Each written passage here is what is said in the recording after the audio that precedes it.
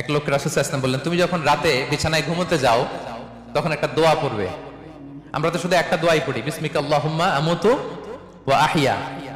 এটা পড়েন আপনারা না, আল্লাহুম্মা বিসমিকা আমুতু ওয়া আহইয়া, এই একটা দোয়াই পড়ি। কিন্তু রাসূল সাল্লাল্লাহু আলাইহি ওয়াসাল্লাম ঘুমের আগেও আরো চমৎকার চমৎকার অনেক দোয়া পড়তেন।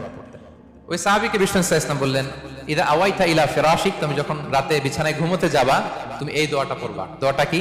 আল্লাহুম্মা ইন্নী আসলামতু ওয়াজহি ইলাইক ওয়া ফাওয়াদতু আমরি ইলাইক ওয়া আলজাতু যাহরি ইলাইক রাগবাতান ওয়া রাহবাতান ইলাইক লা মালজা ওয়া লা মানজা মিনকা ইল্লা ইলাইক আল্লাহুম্মা আমানতু বিকিতাবিকাল্লাযী আনসালতা ওয়া নাবিয়্যিকাল্লাযী আরসালতা।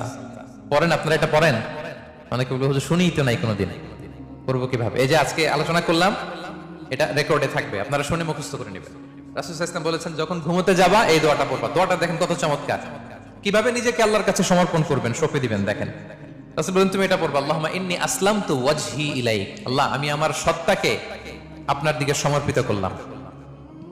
ওয়া ফাওয়াদতু আমরি ইলাইক, আল্লাহ আমি আমার সব কাজকে আপনার কাছে সুপর্দ করলাম।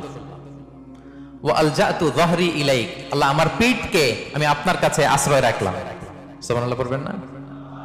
আমরা যখন ঘুমাই আমাদের পিঠটা বিছানার মধ্যে লাগাই না?